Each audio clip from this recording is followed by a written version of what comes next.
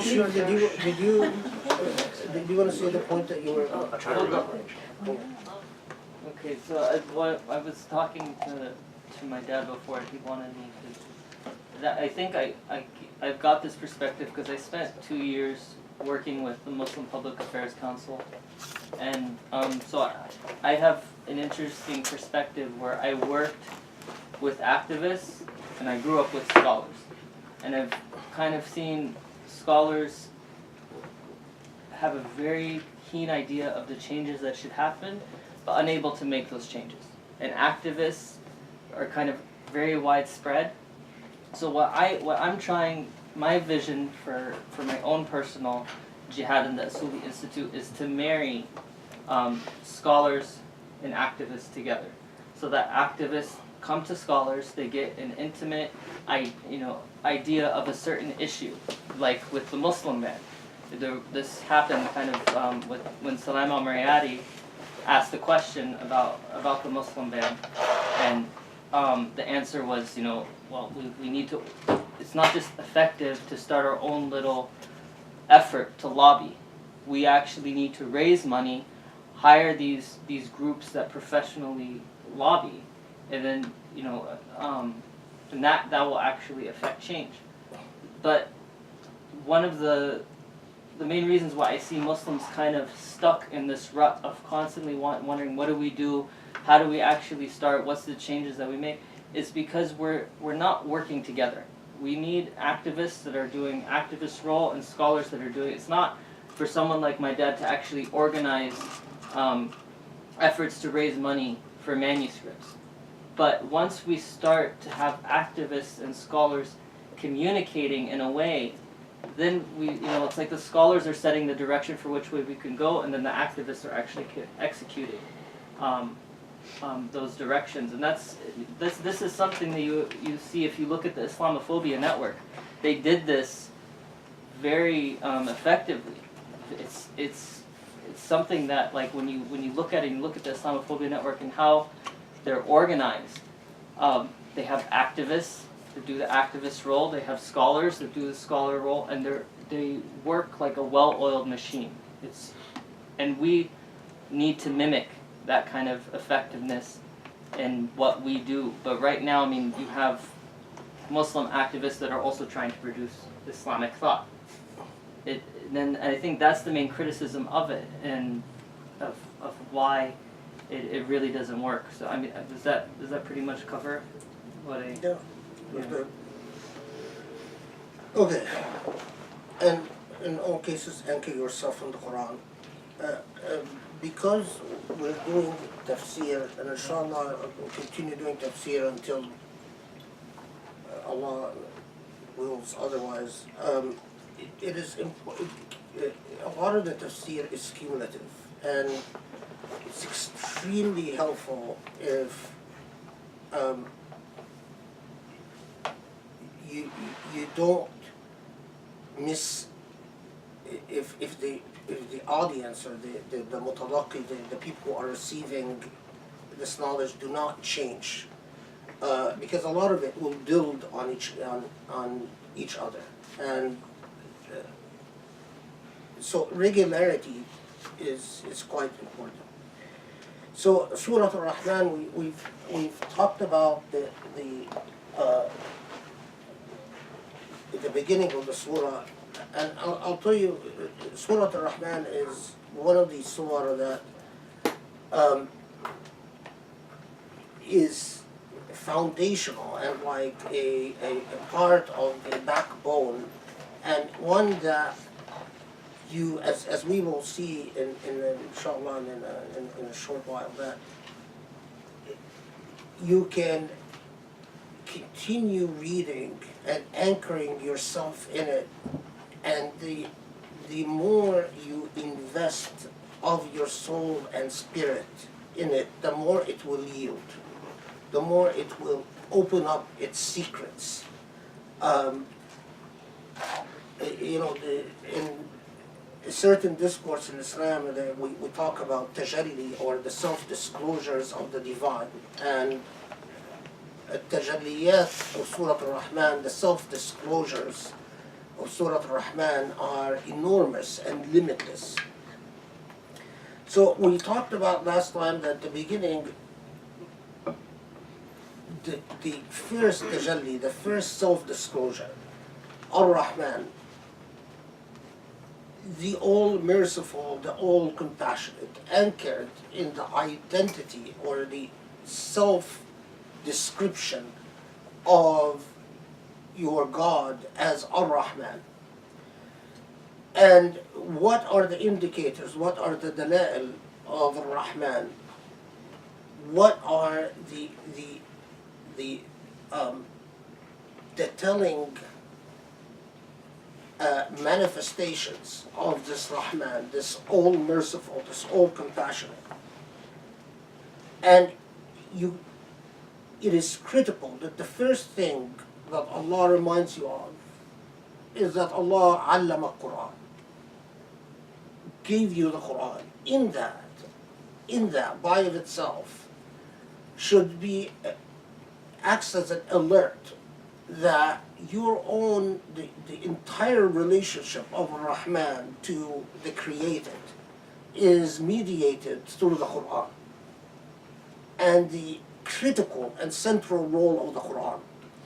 And then, as we said last time, that the surah goes on, and I don't want to repeat what I said in our last session, so we can move ahead.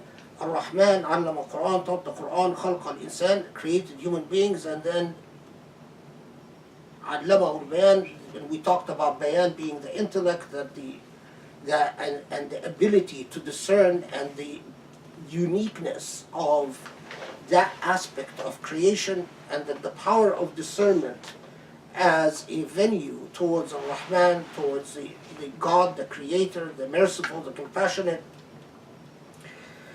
And then the intricate balance of creation, and what becomes a critical theme in Surah al Rahman, and all of this is reviewed from last session, right? Mm-hmm. So the critical introduction in Surah al Rahman, that everything is measured with Allah reminding you of a duality that exists throughout creation. And this duality will become a consistent theme throughout Surah al Rahman, throughout the chapter. And the duality is critical for the mizan, the balance, and the balance itself is critical for the notion of justice. And we talked about that Allah communicates to us the objectivity of the idea of justice itself, and the idea of the duality between good and bad, beautiful and ugly. You can go on night and day, humans and jinn, and as the surah itself will unfold further this relationship of duality. And within this, and again this is all reviewed, that the intimate involvement of the Rahman, of the all-compassionate, the all-merciful in creation, in that creation itself, it symbolized Qamar al-Shams al-Judan, that creation is in a contingent and dependent relationship on Ar-Rahman, and that awareness and consciousness of the dependency of the creation on the Creator is critical for preserving and respecting and maintaining the balance, the mizan, and for qist, for justice.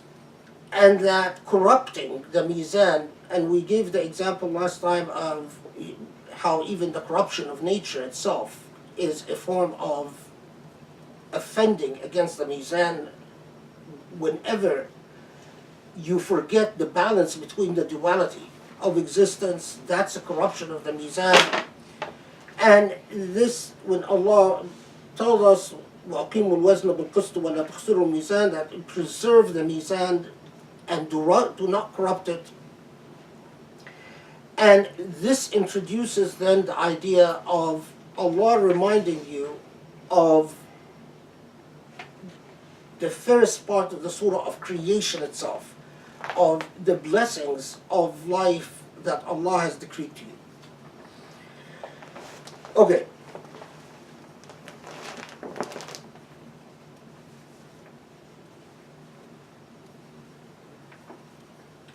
And then the first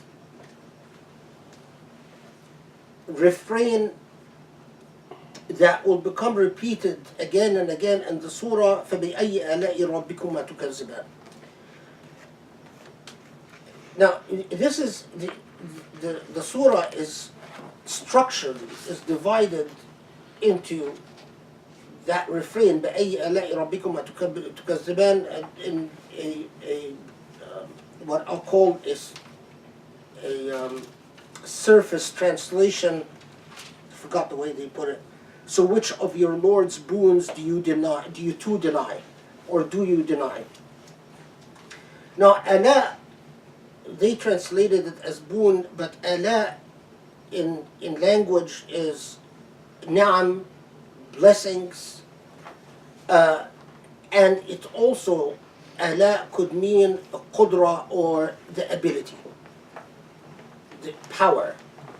So then it becomes a reminder. It's as if Allah is telling you, then how could you possibly deny the blessings and ability or the power of your Lord? And here, the addressing duality. How could you two, how could both of you, or how could the two of you deny the ability and the blessings of your Lord? And many mufassirin, many of people who've commented the Quran said, well, it addresses human beings and jinn. When it says, فَبِأَيِّ آلَاءِ رَبِّكُمَا تُكَذِّبَانِ, تُكَذِّبَانِ refers to duality. And they said, well, it's addressing human beings and jinn in this reminder. As again, just out of habit, I spew out the Arabic, that as they put it, الخطاب خطاب المكلفين منهم المكلفين منهم على سبيل الامتنان, على سبيل الامتنان, that it's addressing an obligation. Taklif is an obligation. And what is the obligation? The obligation is gratitude. Sabil al-imtinan is the obligation of gratitude and acknowledgement.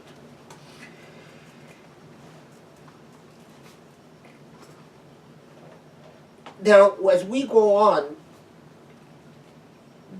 the duality that it addresses, when it says, so how could you possibly deny the power and the blessings of your Lord, whether in fact it is addressing human beings and jinn, or addressing a duality within human beings, is a further question that we'll explore. But structurally, the surah starts out by setting out the foundational principles.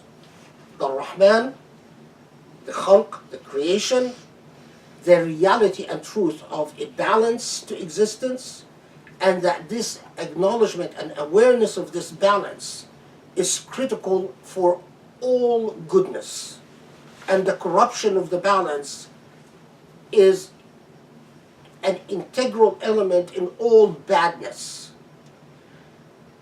And then the introduction of the first reminder of gratitude, and the fact that without this gratitude, without this, and the critical word here in Arabic is arfan, without a knowledge of arfan, without an acknowledgement of arfan, and arfan is not simple gratitude, but it's gratitude when an enlightened soul would have no choice but to be grateful.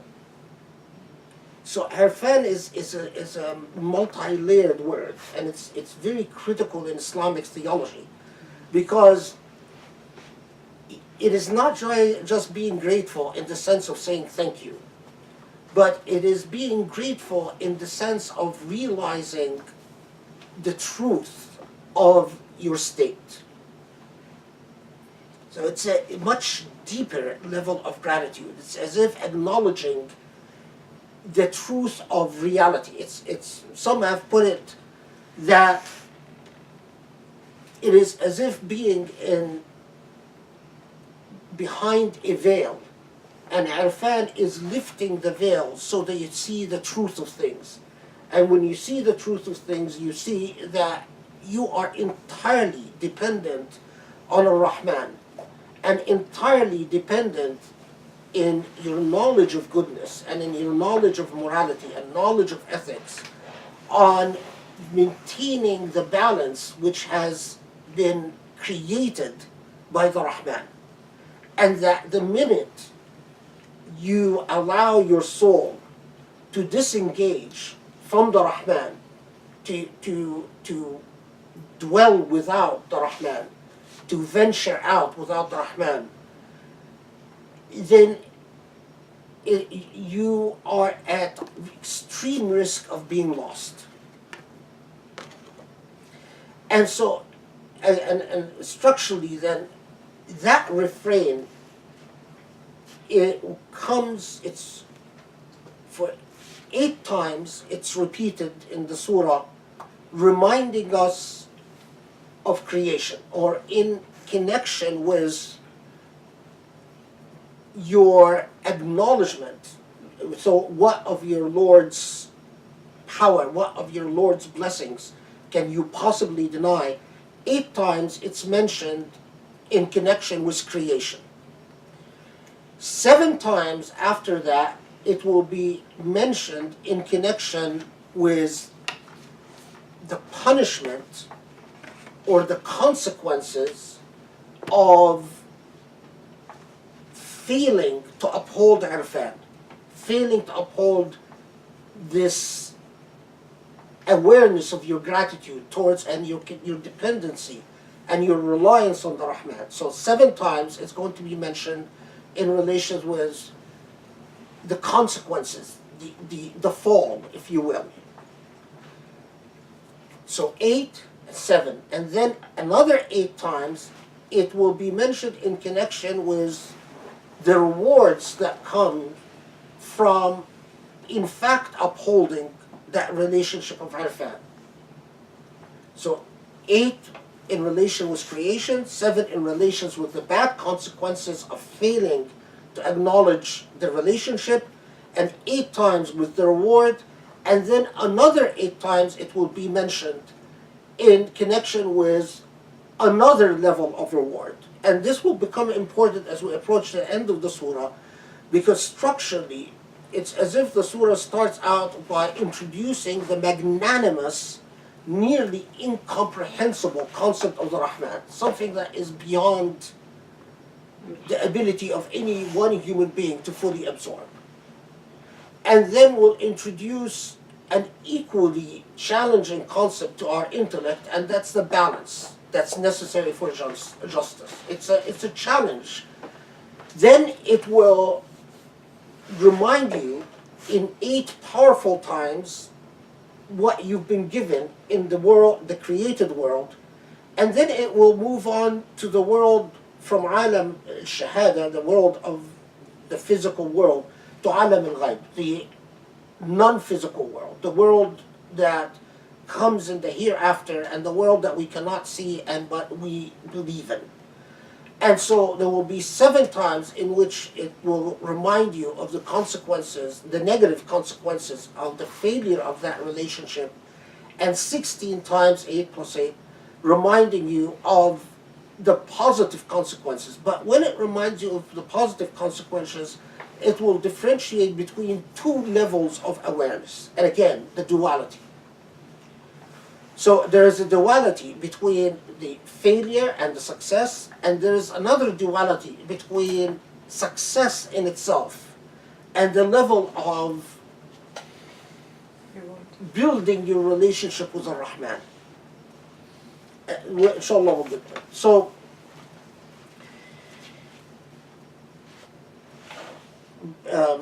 you said last time we reached... We finished 14, right? Sure. Okay.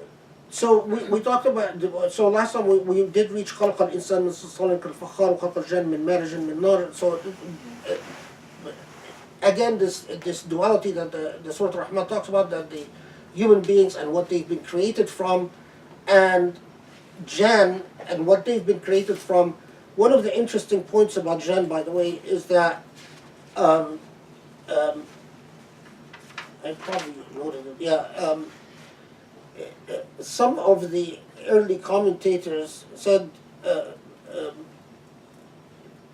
خلق من كنار الصواعق. This is like what you see in lightning. Nar al-sawa'iq is instead of actual fire, but it's what we would call in our day and age like electricity. I mean, you know, it's interesting because it's not necessarily the fire that, you know, that we ignite, but another form of heat,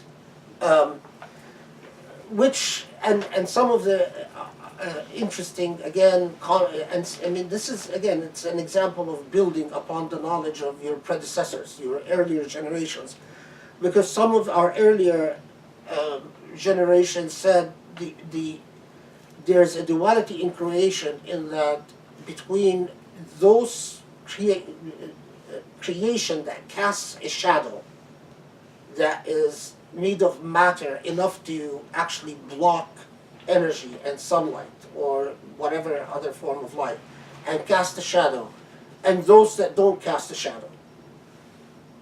Interesting. I mean, you can go on talking about this forever. Okay. رب المشرقين ورب المغربين. And this expression, and again, first I'll say the translation, the literal translation. Lord of the two easts and Lord of the two wests. Now, the two easts and two wests detained Muslim commentators for centuries. What are the two easts and two wests?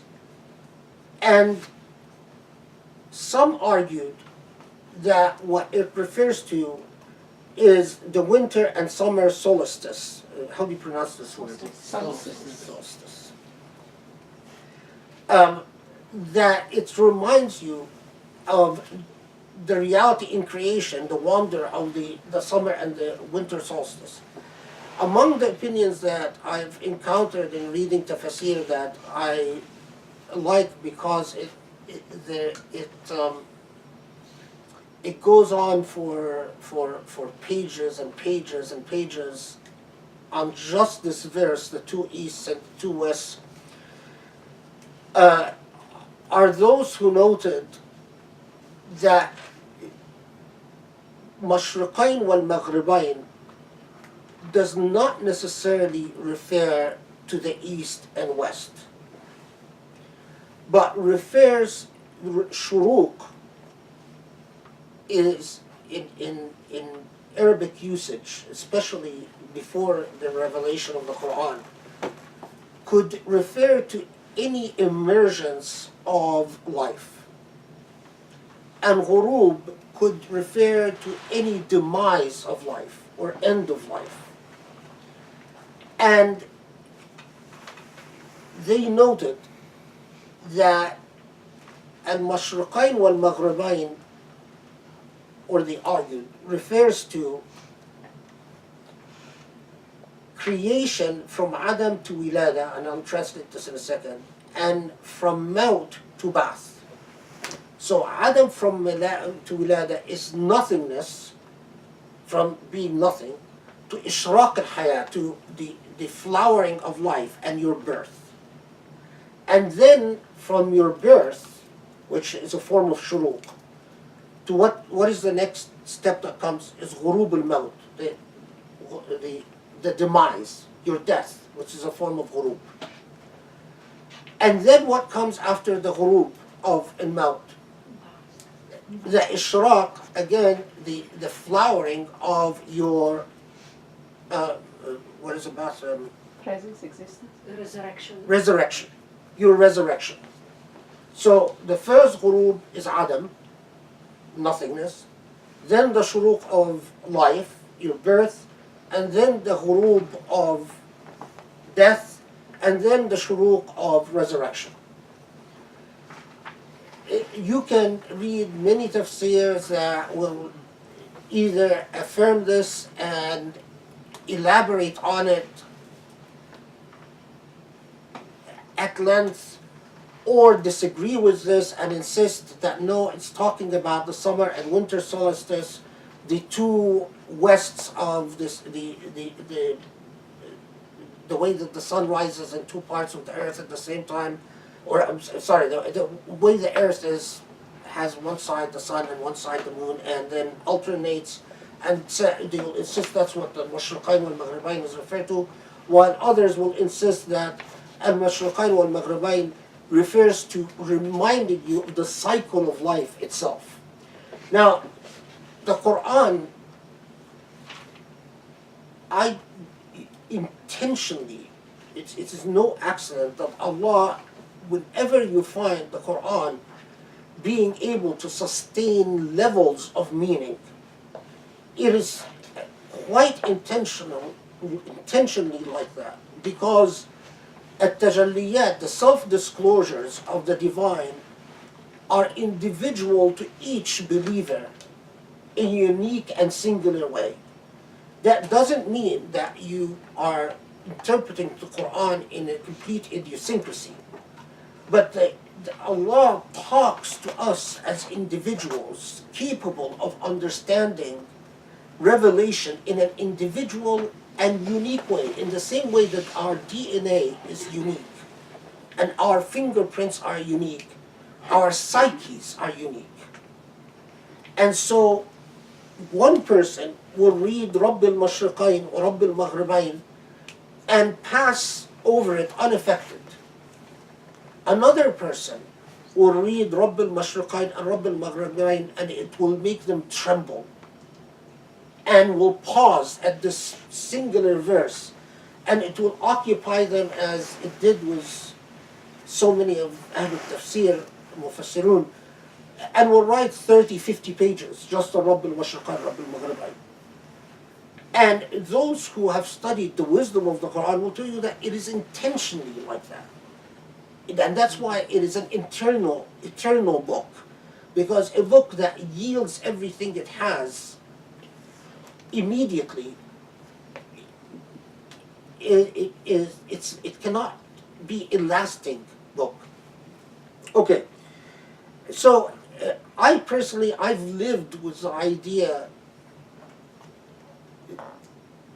the birth as an ishraq, and maut as a ghurub, and then ba'ath as an ishraq. It has meant a great deal to me personally, because it allowed me to also value every birth and to think about it in a very different way. When you think as a human being as coming from the ghurub of Adam to the ishraq al-wujud,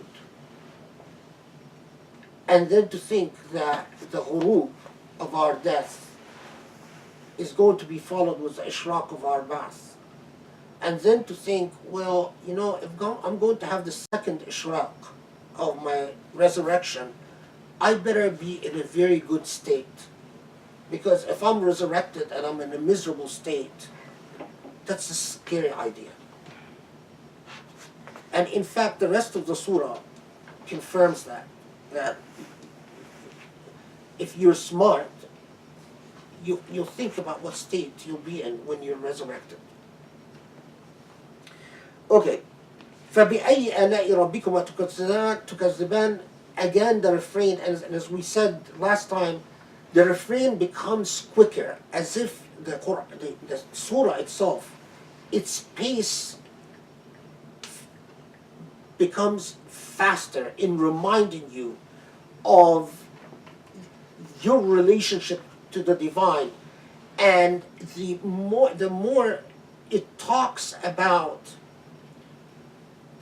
the ghaib, the more it talks about what the non-temporal world, the more it talks about the abstract or the hereafter, the more often the refrain.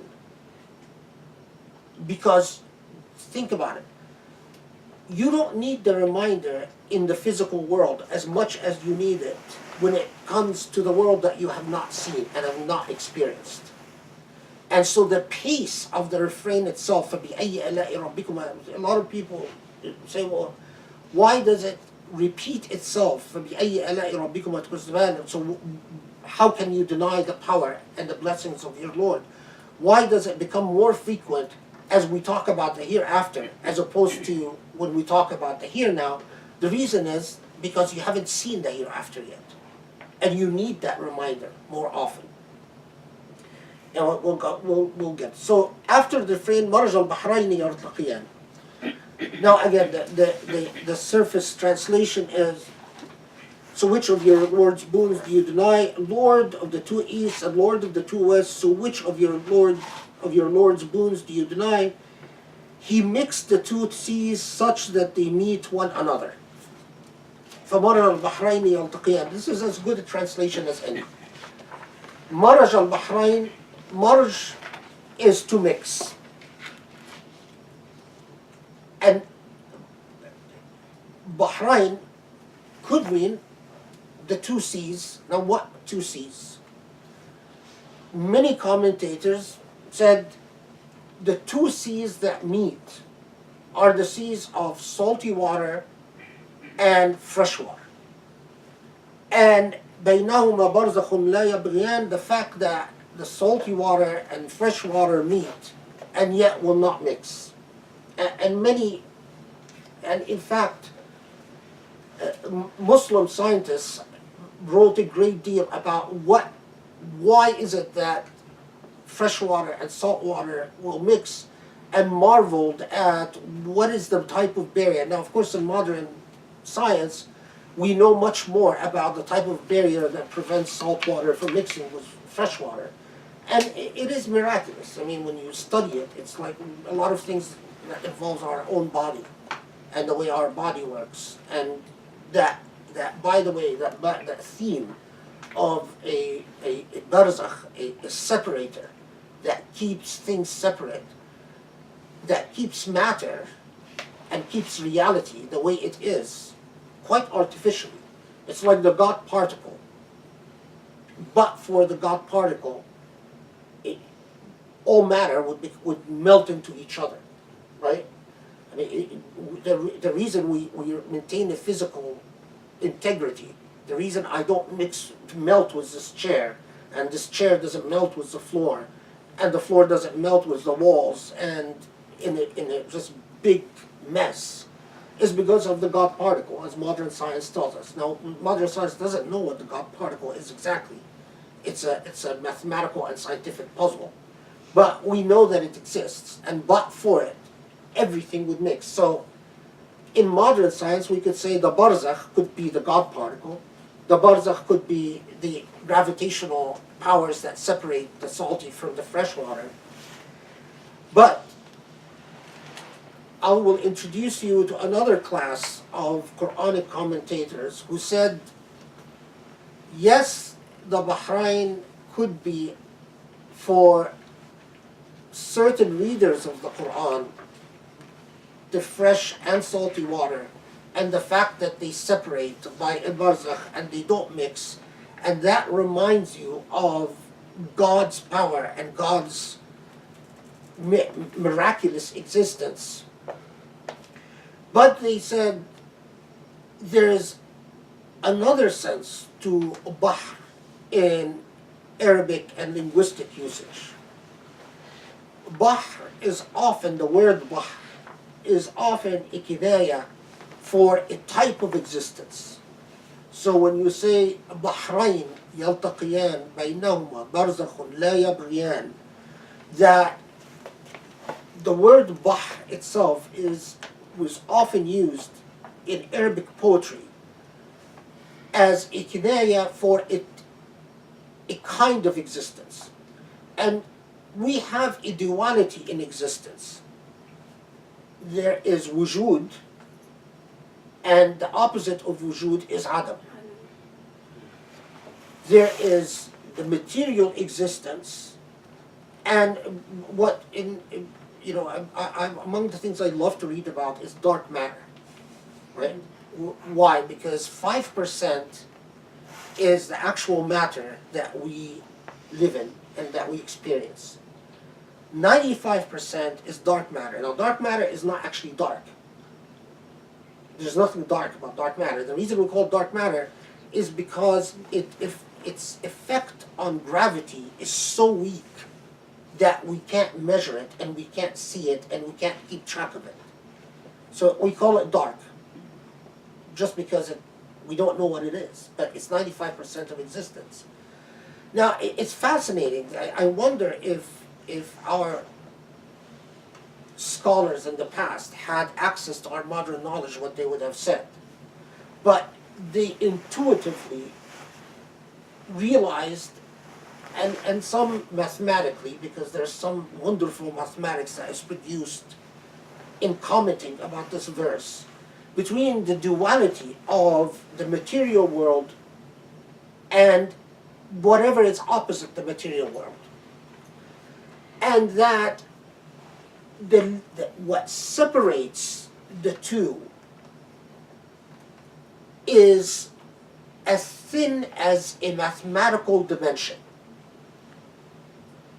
I don't claim that I understand the mathematics of Ibn al-Haytham when he writes about the dimension that separates reality from non-reality. I don't, because it's too advanced. But I marvel at the fact that he realizes that there are dimensions of existence that are very artificially separated, but it takes an intricate balance to existence to separate them. Now, people will say I'm crazy, but I don't care. Let me digress into the world of the paranormal. Now, what's fascinating about the world of the paranormal is how thin that layer is. I mean,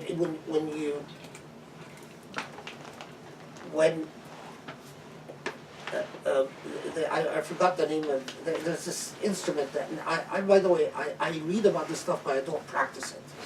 And don't practice it. Don't even experiment with it. You'll open a door, you'll not be able to close. And I'm serious about that. You know, this world is as real as wujud is. Adam is real, and what is in it we don't know. We speculate. So we capture an EVP that says get out, or an EVP that says help, and Ouija boards. no, that's part of the portal that could be opened. But What's EVP? there's an instrument called I think it's the Ovilus, and voices come through it, and it maps being and so on. What you keep getting reminded of when you read this stuff is in fact how thin what separates one world from another. And yes, a Ouija board is an artificial way of breaching that thin divide. But it's remarkable. It's remarkable when Allah reminds you of the duality, and that but for the intricate balance of your Lord, everything could truly become in one big mess of anarchy. And that's the reminder. That's the powerful reminder. And then, if you truly internalize that reminder, your entire life is transformed. Okay, so then comes the other fascinating expression, which again I'll read the surface translation. So he mixed the two seas, the Bahrain, such that they meet with one another. Yaltaqiyan, translation, between them lies a barrier that they transgress not. That's the barzakh la yabghiyan, the divide. And we said that some commentators said that the Bahrain is al-wujud wal-adam, and al-barzakh is the divide that separates earthly reality, physical reality, from non-physical reality. So which of your Lord's boons do you deny? فَبِأَيِّ آلَاءِ رَبِّكُمَا تُكَذِّبَانِ? From them comes forth pearls and coral stones. So again, the Arabic يخرج منهم اللؤلؤ والمرجان فبأي آلاء ربكما تكذبان. Now, at one level, the meaning is very straightforward. If it's referring to salt water and fresh water, اللؤلؤ والمرجان here refers to pearls and seashells and coral. Coral reef, actually right, coral reef and pearls.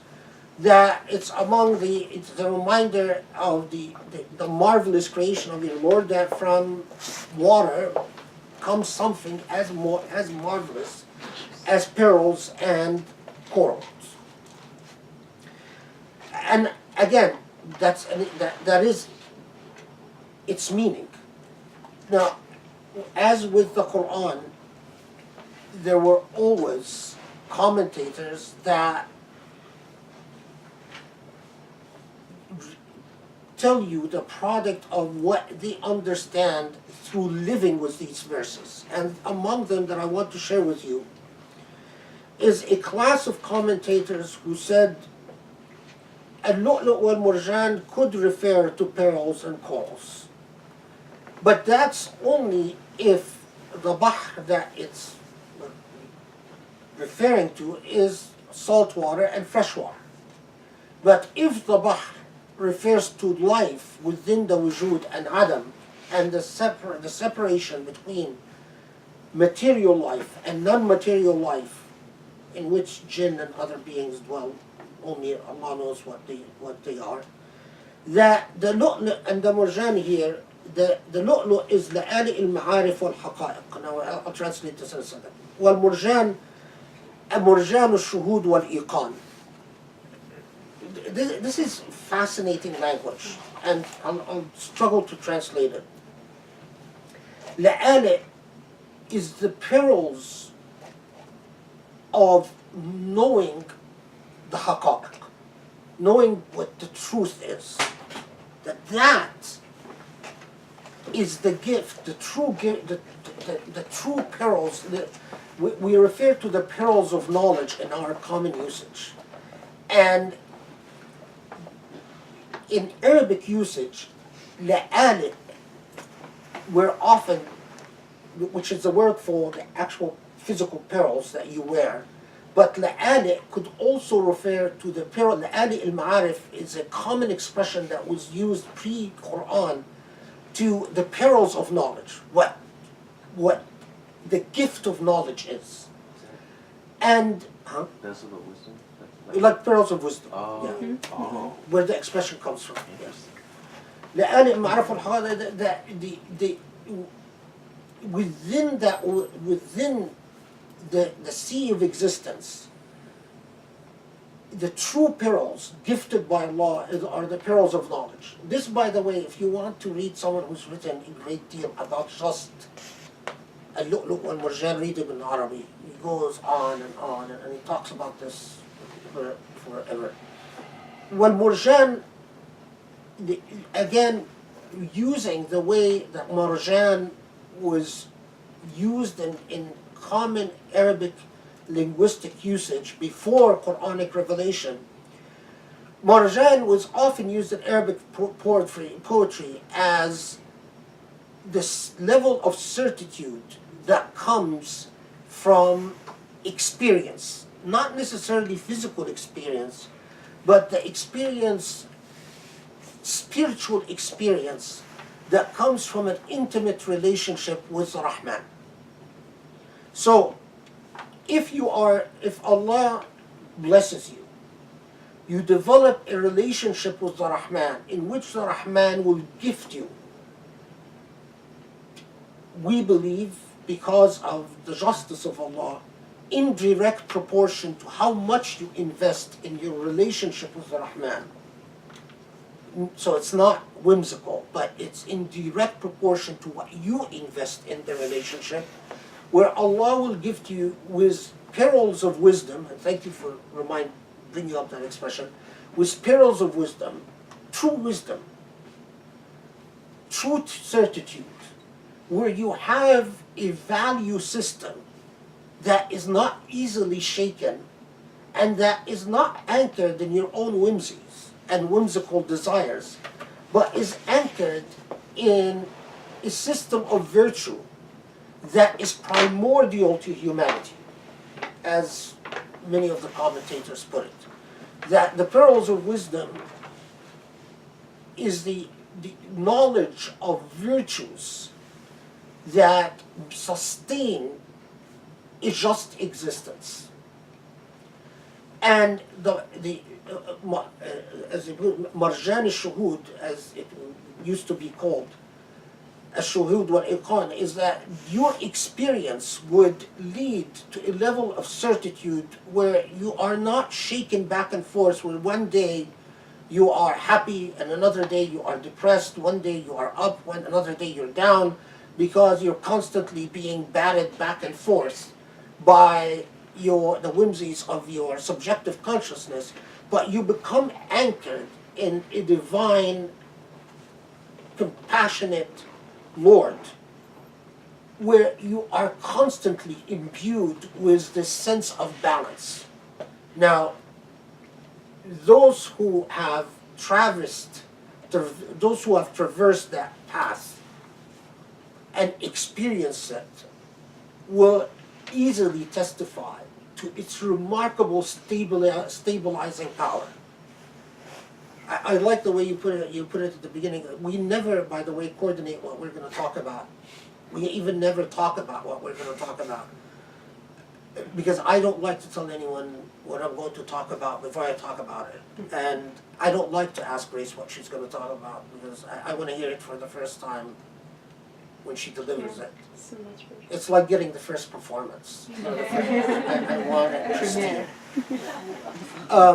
But it's fascinating that you mentioned what you mentioned at the beginning, because the path, when you become anchored in your Lord, you are in a constant state of tranquility that doesn't need fixes.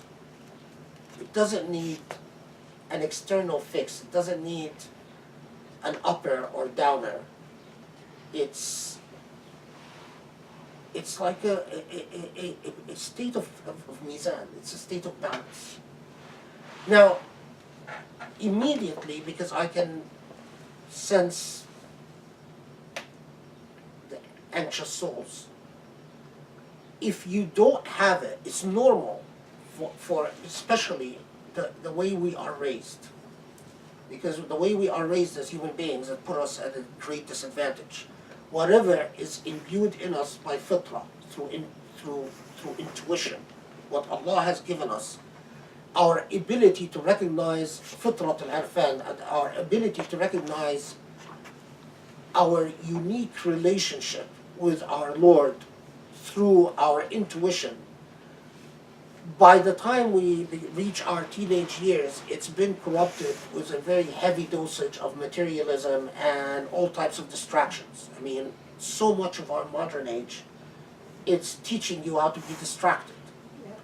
You know, distracted by TVs, distracted by games, distracted by computers, distracted by the latest fad, distracted by fashion, distracted. It's constant distraction. Why is that? Because people make money when they distract you. Since we all live in a capitalist system where money is our god, well, people don't make money by leaving you alone. People make money when they distract you, when they get your attention, right? And so everyone competes to make money off you by distracting you. So it is completely understandable if you reach your 20s and you are in a complete state of anxiety, because you've been so distracted. Often your money has been so bled, you've spent so much money that you don't even realize how much money you spent. In response to these distractions, that all of us become in a mess. Now, however, that only means it is your choice whether to restore that mizan within you. Turn off your phones, turn off your computers, turn off your televisions, turn off your games, and invest in the Rahman.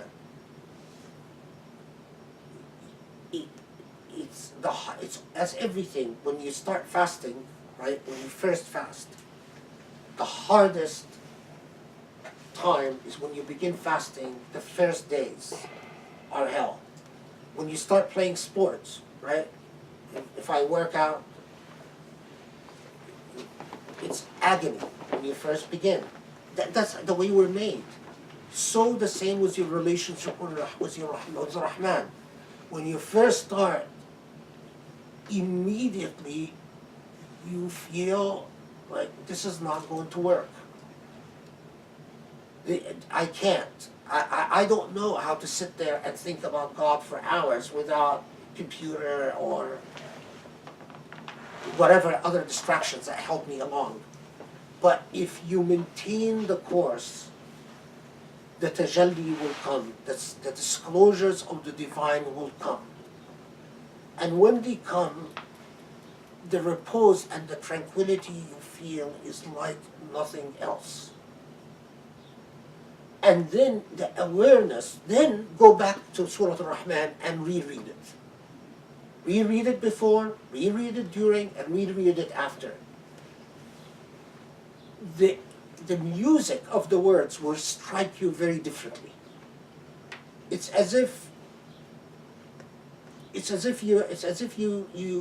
it impacts you every time as if you're listening to it for the first time.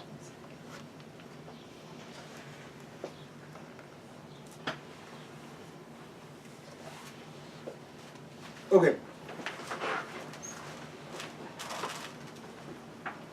Let's continue with the surface translation. So, from there comes forth pearls and coral stones. This is the Alif wal Murjan. So which of your Lord boons do you deny? Now, please notice how frequently that refrain will be repeated. As we go on, it will become more and more frequent. The Lord's are the ships towering aloft upon the sea like standards. وَلَهُ الْجَوَارِ مُنْشَآتُ فِي الْبَحْرِ كَالْأَعْلَامِ. Now, and له الجواري المنشآت في البحر. الجواري is what runs. To him, to your Lord, is al-jawar. Al-jawar is what runs. By the way, you know the word for young women is jawari. The reason young women were called jawari is because they were perceived as full of youth and energy. The image of useful women, especially in Arabic poetry, which that's how the word jawari became associated to young women, is because of they were seen as constantly joking and laughing and running and maybe with our expression today being flirty. They flirt a lot. So the word jawari stuck to young women. Now some Arabs think jawari means, in modern Arabic, jawari means slave girls. That's modern Arabic. That's not old Arabic. And the older Arabic, pre-Quranic Arabic, the young women had several words that described them, but jawari became the one that most common. Anyway, that's a side note. But jawari fil bahr is whatever runs. Jawari is whatever runs, whatever is full of energy. له الجواري منشآت في البحر. And المنشآت is إنشاء. فأنشأناه إنشاء is whatever is constructed and high. That's a منشأ. في البحر, in the sea, كالأعلام, like standards. So those reading this verse said, well, it's referring to which is quite again miraculous, the fact that Allah created the sea that can carry things like ships. And if you read about the amazing physics of how water carries something, it is quite remarkable. I mean, it's sort of mind twisting, and I don't. And so it's as if Allah, it's as if Allah is reminding you of that miraculous reality.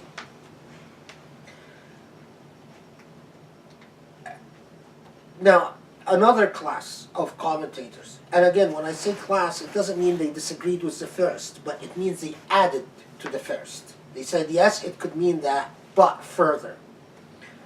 So, and as you can probably tell, once you study the superficial meaning, and you said, okay, got that, understood that, and then you delve deeper. And by the way, the question of what are the use of manuscripts earlier, or if someone wondered about that, a lot of what you read is still in manuscript form. It's only a small percentage has been published. A lot of Islamic knowledge is still in manuscript form. So eventually I read everything printed, and then I ached for more, and so I started reading about Surah al Rahman in manuscripts, various rasa'il written about Surah al Rahman, or some tafsirs that have not been published, but mostly rasa'il written about Surah al Rahman, or theological treatises. Surah al Rahman features quite heavily, especially among what we call Sufi orientations. I say what we call because not all Sufis identify themselves as Sufi. We tend, for instance, in the modern age, to describe anyone who talked about Irfan as Sufi. In the classical age, that would have come as a shock to a lot of classical jurists. What do you mean just because you talk about Irfan, then you're a Sufi?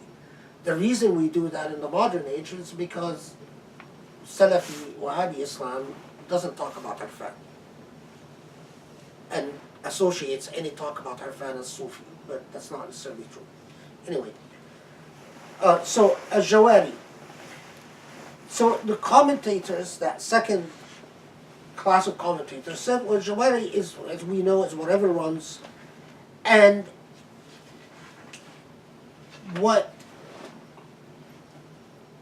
Jawari in the sea of life refers to is the active sunan, jarayan sunan al-milal wal-adyan, the various systems of belief and religion. They would often add al-murshida ila al-tawhid wal-arfan. I've memorized it as in its music always helps you memorize things, that it's the various systems of belief and revelation that Allah has gifted to humanity that taught human beings about the one and only Tawheed and Irfan, and the dependence of the created upon the Creator. So it's as if Allah is saying, and al-adir al-munsha'at, they argued, means al-mustahdathat. Mustahdathat means the contingencies of unfolding life. So here, al-jawar is a reference to the various indicators or the various communications that Allah has made with humanity in order to remind and lead humanity back to their Creator and their dependence and their need for their Creator. A sense of gratitude. Now, why is this important? Because if here what it's referring to is our arfan, our gratitude to all the religions and all the milal wal nahal and all systems of belief that reminded us of our Lord and Creator, you have a very different attitude towards systems of faith that remind you of your dependence on your Maker. You have a sense of reverence, and it is not so, you don't, it's, put it this way, it's as if life is a sea, and there are numerous things that unfold in life that run like a jawar, that run with an energetic unfolding. And the waves. And if you reflect upon these energetic unfoldings and study them and learn to discern, remember, علمه البيان. البيان, we said, the power of discernment. And you learn to discern between what in these energetic unfoldings of life lead you back to God and what takes you away from God, and make the yardstick for restoring the balance. Then الجوار المنشآت في البحر كالأعلام has an entirely different meaning. And let me add to this one. Bahr, as they said, Bahr al-Wujud, the sea of existence. كالأعلام, and الأعلام, they argued, means الرواسي العظام لإرشاد البشر والأنام. الأعلام means the anchors, the great anchors that guide human beings back to God.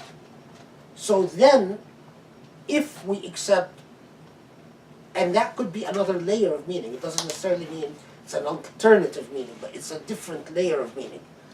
As جوار المنشآت والبحر كالأعلام, that means those things in the sea of existence that anchor you towards your Lord, and that you use your own discernment, your bayan, to restore the balance by differentiating these jawar, take you to the Rahman, and what make you stray away from the Rahman. And that becomes the measure of discernment. And again, I mean, you could name whether Ibn Arabi or Jilani or Ma'ata al-Secondary, who wrote a very interesting risala on this, or Muhasibi, and so on and so forth. I mean, if we are at another level, we'd reflect on who exactly said what. But what I find very fascinating about that insight is, yes, you could be grateful for the marvelous of creation, that there are ships that have high sails that the sea carries. And you can stand and you can watch this and you can say, oh, subhanallah, how amazing. But if you reflect upon this verse further and you study the words and you receive a tajalli, and we said that tajalli is a disclosure, a divine disclosure, that what you are being alerted to is the robust activity of life, and that's what jawar means, or jari means. And that in that robust activity of life, there are things that are anchoring and there are things that are confusing. There are things that will stabilize you and things that destabilize you. And that your obligation, your taklif, becomes to constantly use your discernment to fight away that which destabilizes you or that makes you gravitate away from the divine, and to embrace that what makes you gravitate towards the divine. Now, we can be very honest with ourselves, because innately we often know what will make us gravitate towards God and what doesn't. I mean, we love to argue. Human beings are argumentative bunch, as Allah says in the Quran. But we innately know. We innately know if we are depressed and we sit there spending hours playing video games. Does that take you closer to the Rahman or make you gravitate further away from the Rahman? We need to know. We might deny it ourselves in the moment, but if we watch someone else do it, we say, he doesn't really want to be serious about his relationship or her relationship with God. He just wants to feel down. Or there are things you can, and not all things are equal. There is music that brings you closer to God, and there's music that makes you drift away from God. There are things you can watch that brings you closer to God, and there are things you can watch that makes you drift away from God. Even your relationships, by the way.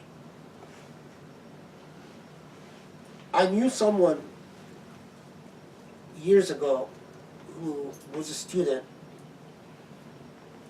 and he was going to marry this woman, and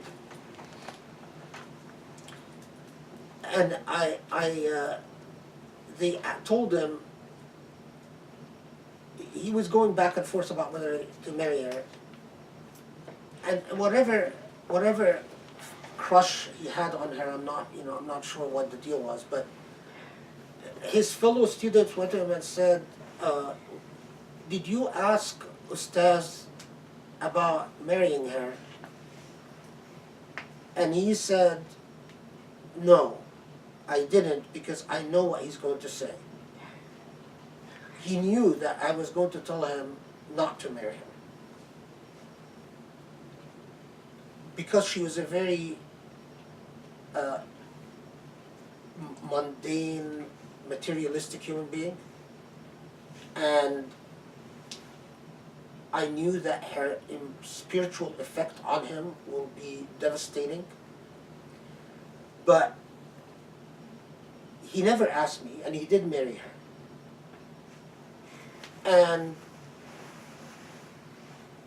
And he completely changed. He's not a student anymore. We don't even have a relationship anymore. But he completely changed. Changed even to the point that stopped praying, stopped fasting, became a complete materialistic. Great loss, because God gave him a very good intellect. And I think to myself, back years ago, if he had that intuitive sense of what that relationship will do to him, to the extent that he could predict what I'm going to say, then why? Why did... It wasn't his parents or her parents that wanted them to get married. In fact, they were opposed to the marriage, both parents. But what is it in us that makes us often as if we have this self-destructive nerve? And you see examples of so many people like that, including, I could be talking about myself, I don't know. But we all have that self-destructive nerve. And if we don't control it with a remarkable amount of vigilance, it absorbs us. And you want to call it demonic? A form of shaitana. The shaitana is whatever destabilizes you, by the way, in linguistically. A shaitan is whatever destabilizes you and makes you unanchored, drifting in loss. That's all a form of shaitan.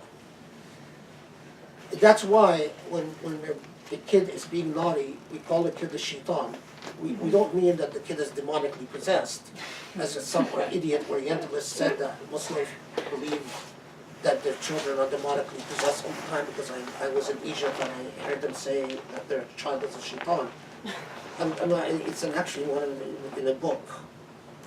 Idiot.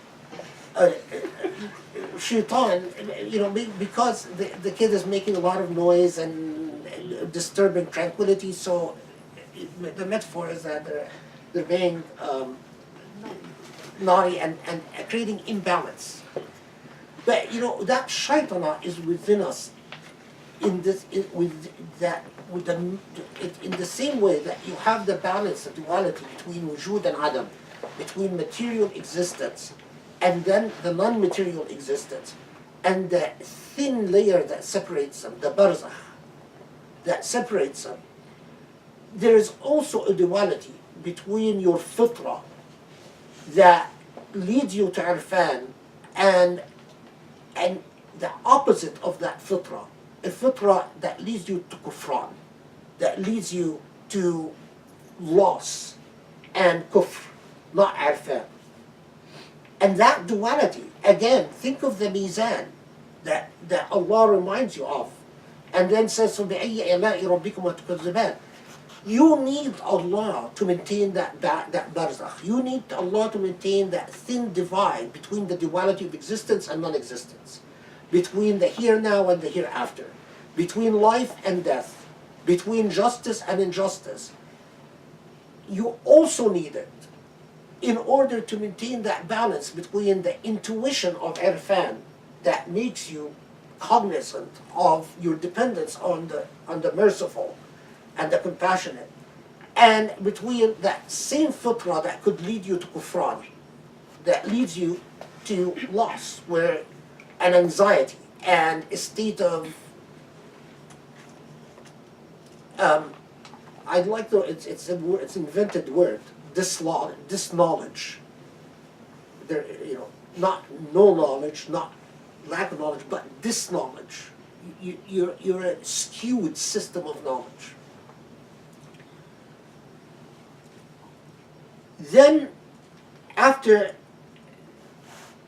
reminding you the رواسي العظام لإرشاد البشر والأنام, the stabilizers, these anchors that can either anchor you in a balanced state of being, a state of certitude, and a state of a relationship with the divine, or a state of lack of certitude and a state of constant suspicion, الشك الدائم, that you are never sure of what to be sure of. When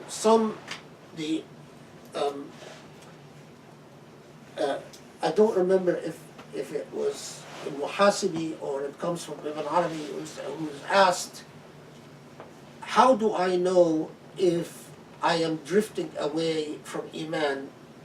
And said the state of lack of Iman is a shakk da'im, that you are in a constant state of doubting.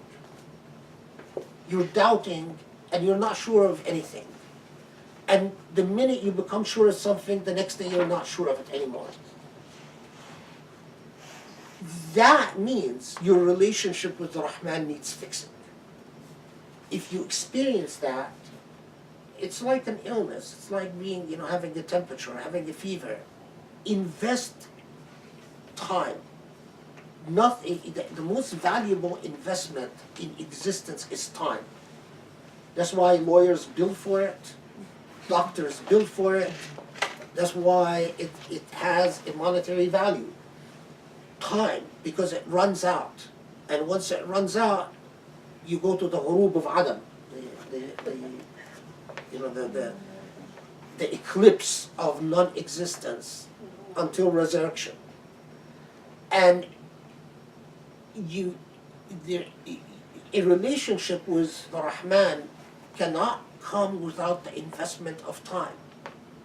If your attitude towards it, think of how much you invest in a relationship with a university or with a profession or with children or a hobby or being good at video games or being good at computers or whatever. Why is it that we think that our relationship with God can come without an investment of at least an equal amount of time? I mean, that has always bewildered me about, especially after I came to the United States, about the psyche of. Well, now I don't even know if there's a difference between the West and Eastern one, because you find this even among kids growing up in modernity and urban context everywhere. They think that they're entitled to a relationship with God, and if it doesn't come quick, and then God has betrayed them somehow. I mean, I'm not the most, maybe that's why I can never raise money. I'm not the most politically sensitive or socially sensitive person. So I'll say it. I think it's idiocy. I mean, if you think that you're entitled to a relationship with God without the investment of time, then that, by the way, is something that carries over, because people like that, I've tended to notice that they also tend to feel entitled in their relationships with other human beings. So they don't really invest the time to come to know other human beings as they are. They just assume that they are what they are, and the minute they don't meet their expectations, they're disappointed. So that same attitude carries over. I mean, between your relationship towards the divine and your relationship with other things.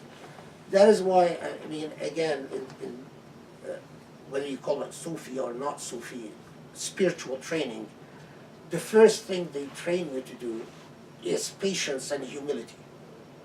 Patience, because without patience, nothing comes. If you don't invest patience, nothing will come. And humility, because without controlling the ego, nothing will give you. Then you become simply absorbed in your own ever-growing ego until you block out the Son of God. The ego grows until it shuts out God, like the sunlight of God. What time is it? 7:37. Oh my Lord, so have we gone this long? Okay, so we are now on verse 25. Now, note, but we'll stop here, but note, we will now, at this juncture, shift. After Allah has talked to you about life on this earth, the next verse will come and tell you, well, everything you see in your material existence will be vanquished, will become extinct, will be wiped away. كل من عليها فان. And it's a powerful, emotional, it's as if it invites you to come in and think about all the things in material existence. And then Allah, in simple few words, tells you, well, guess what? All of it will be wiped away, will be cleaned out, and nothing will remain on it except the truth of your Lord. And that's what we'll start with, inshallah, next time. So it will take us much longer to just go through. I wanted to go through the whole Quran, and initially I thought myself, I'll go through the whole Quran in a year. At this pace, I don't think it's going to be a year. I think it may be Don't think. More halakas. you know, if I find that wealthy person that comes and buys my retirement so that I can retire from school and do nothing but do halaqas and do nothing but teach students knowledge that is not just academic. I mean, I'm next semester, inshallah, I'm supposed to teach asylum law, and then I teach human trafficking and things like that. And my heart is not in them because Trump has destroyed asylum law. I mean, I'm going to lie to my students and tell them we have refugee law and here is the law, and Trump has, stomped on all of it. And human trafficking, the richest, most powerful men traffic children and women with impunity. And the law is a lie. And so I feel, and so I wish I could not teach any of that and teach nothing but the Quran. But we are in too much in debt to be able to do it at this point, so I need someone to come and say, I'm going to buy your time from the university. I used to teach a long time ago finance law in the Middle East. And it was a very popular course. And I used to teach about stocks and Oh my God. That sounds worse than. Sounds worse. Sounds Those are far worse than worse now. trafficking. I used to teach securities law. about stocks and splitting stocks and stuff like that, and I felt like I have no soul. Yeah, that's terrible. It killed my soul. I get So I don't know. I'd rather teach something that is meaningful but is rendered meaningless by unjust people, yeah. so I can be outraged at injustice rather than teach about the world of money. Because then you also draw the company that takes you away from the Rahman. The people that then gravitate towards you when they know you teach about stocks are the type of people that don't exactly, are not very conducive to your relationship with Allah.